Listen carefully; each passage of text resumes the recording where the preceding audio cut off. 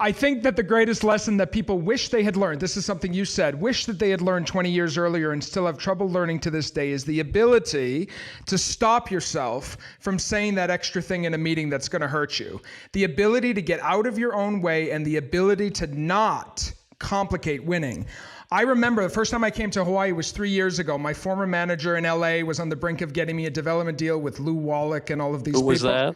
Robert Flutie, but the deal was with Lou Wallach. Flutie, that was Flutie management. Was that when Paul Brown was there or after Paul Brown left? After.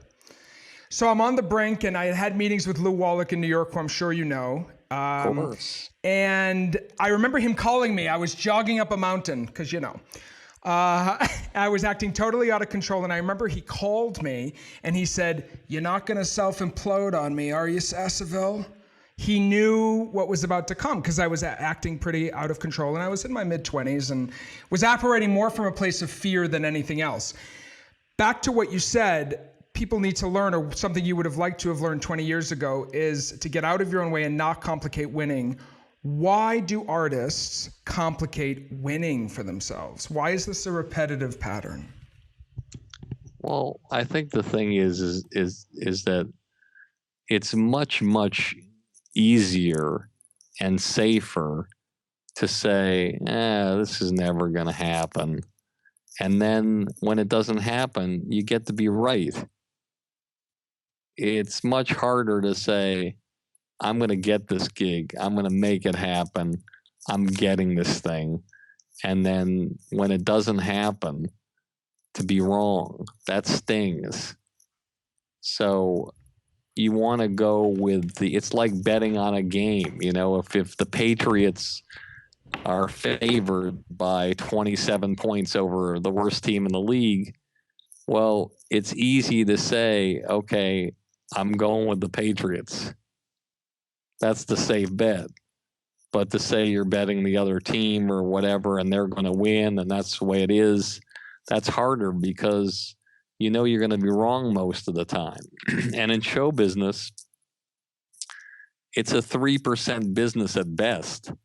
So you're in a business where 97% of the time or more, you fail. Keep in mind, baseball, which is one of the hardest sports ever, you fail 7 out of 10 times and you're in the Hall of Fame. Okay? But in our business, you fail so many percentages of the time. Like, for instance, Two Broke Girls, Beth Bears, the blonde girl in the show. This is a woman who auditioned for different projects, I think over 100 times in 3 years. I think if you look at her IMDb page, I think she had one guest set on a show with a character I don't even think had a name.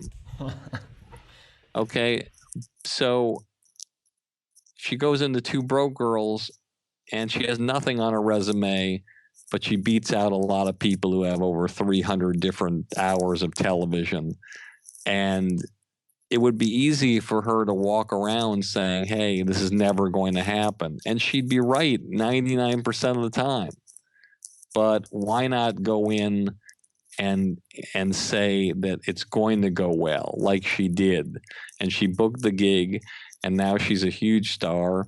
And the great part about our business is the fact that, believe it or not, is the same thing that's bad about our business. Okay? I'll explain. The bad part about our business is 97 to 99% of the times we do anything, we fail. That's the bad part of the business. That's the part where you complicate winning and you're like, fuck it, it's not going to happen. I'll go in, but I'm not going to prepare that hard because fuck it, they're not going to hire me anyway. But the positive flip side of that is, if I told you, Jake, or if I told anyone in your audience that they had a 1 in 100 shot of winning the lottery, which now is at $1.3 billion, the Powerball, how many tickets do you think you'd be playing? Of course, a lot. You'd be playing all those tickets, of and course. You'd be like, I'm gonna fucking win this. I'm gonna buy some more tickets. It's $1.3 billion. I got a 1 in 100 shot of winning. And that's the great part about our business, is that even though the odds are slim, hey, listen, think of it as the lottery and you get a 1 in 100 shot. I'm playing every fucking day. So what are you saying? That if you have less of a chance that you get better at, well, this is what I'm hearing. Maybe I'm hearing it under the hood, but if you have less of a chance, you get better at the craft through the failure? Yeah, it hardens you and it toughens you, and if you can stay positive, it's great. But the way artists complicate things is they experience so much defeat